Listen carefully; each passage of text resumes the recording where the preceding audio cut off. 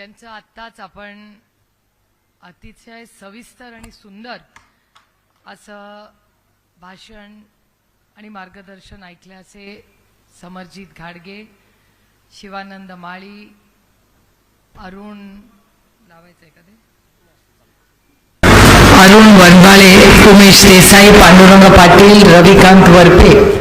रविकांत वरपे दिसले ना मला. तिकडे काय करताय, इकडे या. मी बघितलं, म्हटलं नाव बघितलं.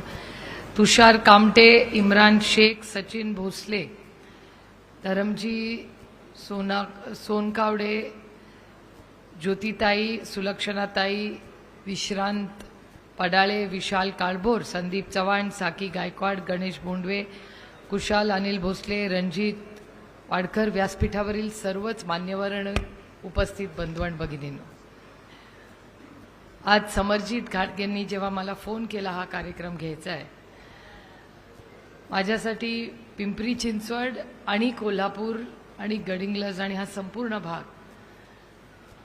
याच्यात आमच्या कुटुंबाचे आणि या संपूर्ण भागाचे आणि लोकांचे 5 दशकाचे ऋणानं बंद आहेत. त्यामुळे हा खरं तर एक कार्यक्रम नसून एक घरगुती मेळावा आहे, ज्याचा उल्लेख समरजित घाटगेंनी केला. पिंपरी चिंचवडला मी फार इतके वर्ष आले नाही. याचा कारण असं की कारभारी वेगळा होता आणि कारभारी काम बघत होते.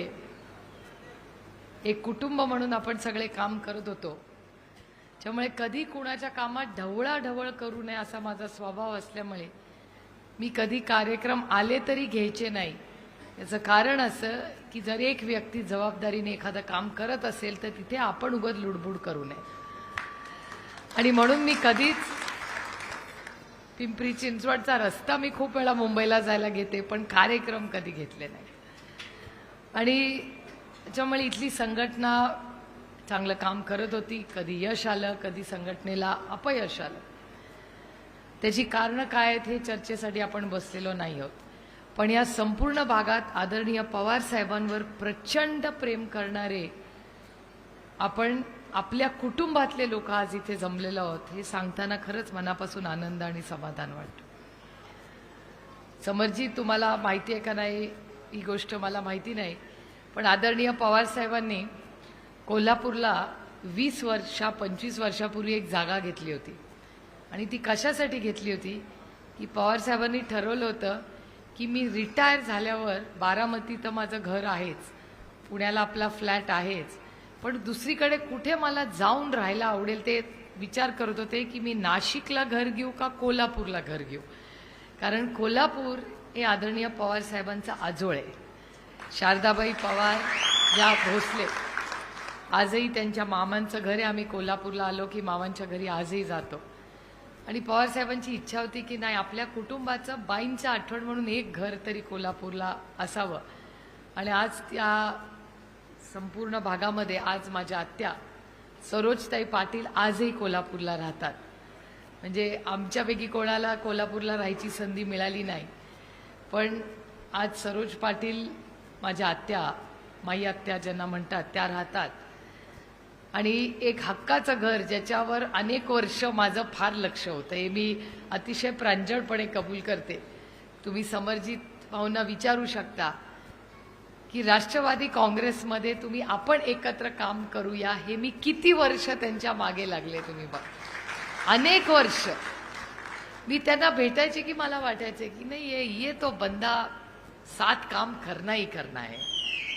आणि आता आपल्या गोसावी गणपतीची इच्छा का पांडुरंगाची इच्छा का आपल्या अंबाबाईची इच्छा मला माहिती नाही, पण उशिरा का होईना आपल्या पदरात पडलं ह्याचा मला मनापासून आनंद आणि समाधान आहे. कारण कधी ना कधी नवीन पिढी ही आलीच पाहिजे.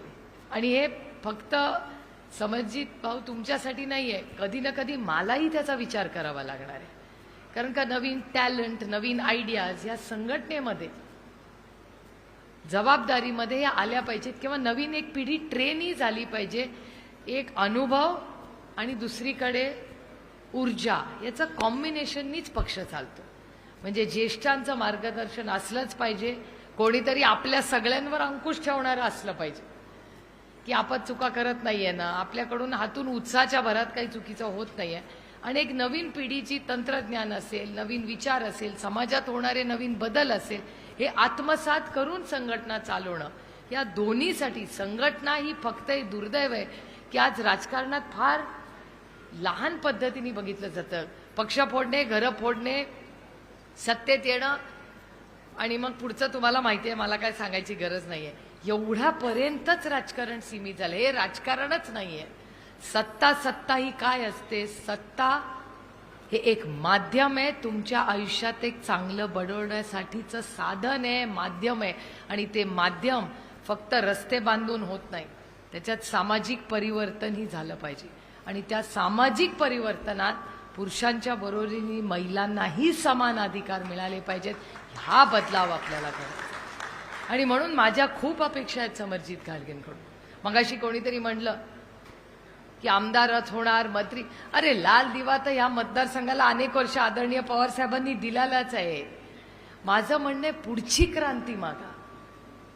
लाल दिवा येऊन काय क्रांती झाली आता मी त्याच्यात. माझं म्हणणं आहे, एकदा आपण एकाच्या बरोबर ताटात जेवलं असला तर ते ऋण आयुष्यभर विसरायचे नाही. तो माणूस आपल्या बरोबर असू दे किंवा नसू दे, आपल्या सुखदुःखात कधीतरी तो माणूस होता ना.